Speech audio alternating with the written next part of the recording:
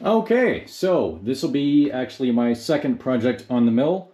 The first one I didn't record, but here we go. So I have this Streamlight, where is it? TLR2 I've had for a long, long time. And the reason the lens is off, it's because at some point the glass got broken, and I haven't been able to find a replacement glass. I've been looking for many, many years, and I just couldn't find one. So I went ahead and bought a new bell, I guess you would call it. The problem is the new style is a little bit different from the old style, as you can see. And you can see I put it in the vise, and I tried to take, because it's two separate pieces between the back here and the front. So I tried to unthread this so I can get the glass out and throw in this one. However, shit's on there real tight. So that's not going to happen. So what I'm going to do is just put them in the vise, set them up at the same height, and put an end mill down to this height, and come across the top to cut this to the same height as this guy. And then you can see the holes are different sizes. If I need to open up this hole, and of course it won't be as bright and it won't be as focused because there is a lot of geometry and everything in here. I don't really care. I just want to get this thing. Yeah. I mean, it still works. It still works perfectly fine. It just doesn't have a lens. Do I have batteries in here? I do. No, I do not. Yeah, I do. All right, so yeah, the laser still works. The light still works. It's just doesn't have a lens. So I'm going to change that. This will be my first time using the parallels. I mean, I've used them before, but not on this. So I will get this going. What I think I'm gonna do is, while I'm setting this up, I'm gonna speed up the video. So it'll be 2 times 3, whatever, until I get it set up, and then we'll go from there.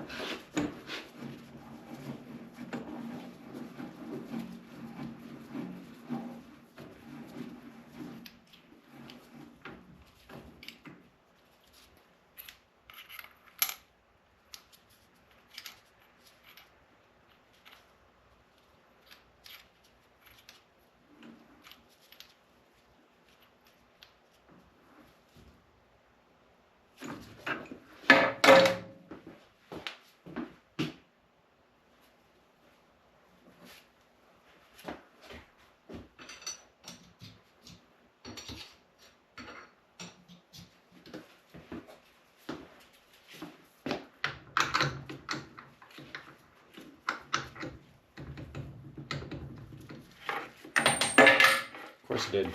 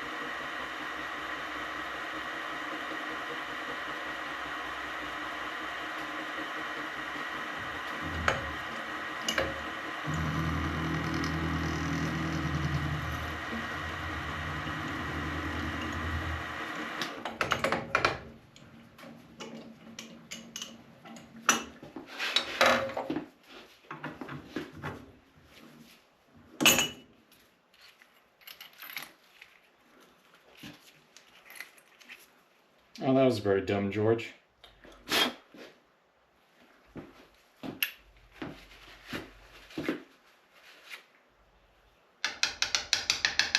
Okay, so if you're going to do this, stuff the hole with a rag so that your chips don't get in there, and now you're kind of boned.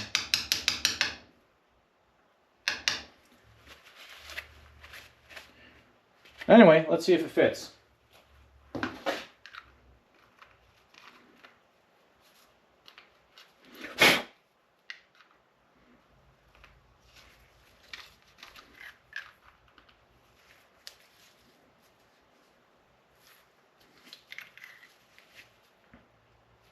Alright, so from earlier when I was trying to take off the lens, this is months and months ago, I held it with the vise and the threads are kind of jacked up.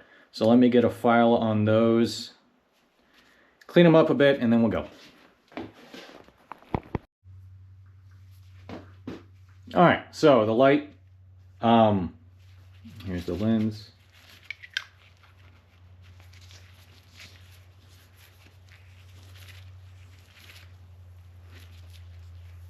So yep, threading on there. Is it going to be the best or brightest? Because you can see the difference in the... Like, I don't know if the camera can see it, but the finish on the inside of the bell there is different. So is it going to be the brightest? No, but... Oh, actually, I can see a spot in it. Whatever. Anyway, it's got a lens now. So, I have a working TLR2 again. Or I should say, I have a more protected TLR2. Anyway, I'll probably put this like on a 1022 or something. Something that I'm not worried about it actually being fantastic. Yeah. So that's project number 2 that I've done. Yeah, actually, since I got the camera set up, I'll pull out project number 1 and we'll get that on camera.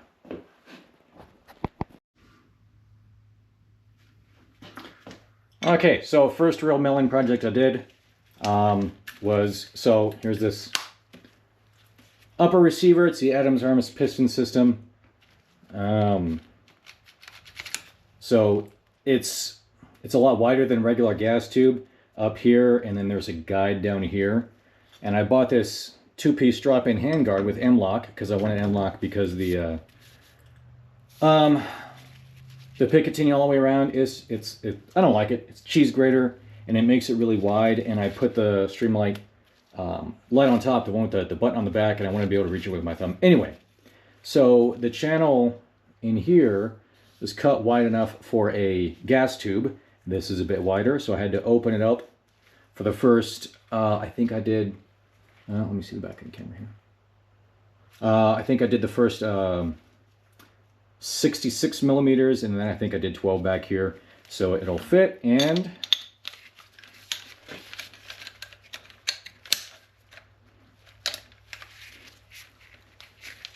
well, maybe if I get it lined up in front. There we go. Yeah, it fits very well. So yeah, that turned out pretty good. I guess you might say it's my first gunsmithing thing, because I actually had to cut metal, take measurements and shit, and not just, oh, put part on AR, I'm a gunsmith. That is not being a gunsmith. So yeah, that was the first project, and then the Streamlight second project, and the third, I think it's going to be the gooseneck on my other AR.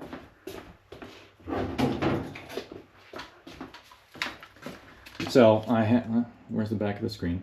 See, make sure I'm in frame.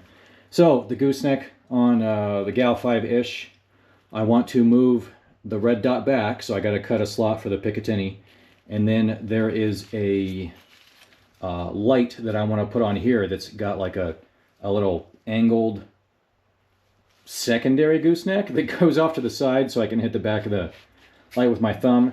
However, I don't know where that piece went. I kind of got to dig around and find it, and then I can start cutting this. But anyway, that's project number 3, and then project number 4 is going to be my HS Precision what do they call it? PST 011. Yeah, PST 011. It's the stock for the M24 that I have for my 700 long action that's in 300 Winchester mag. But anyway, the recoil lug on the rifle is thicker than a standard recoil lug and also longer. So I have to cut the recoil lug channel in the stock to accommodate the recoil lug that's actually on the gun, because I don't want to take off the barrel and put on the standard. No, I'm not going to do that. But anyway, that stock is like 650 bucks, so I wanted to get a couple of projects under my belt with the mill to give me a little bit of experience so I don't screw that up, because that's $650. So anyway, yeah, good times.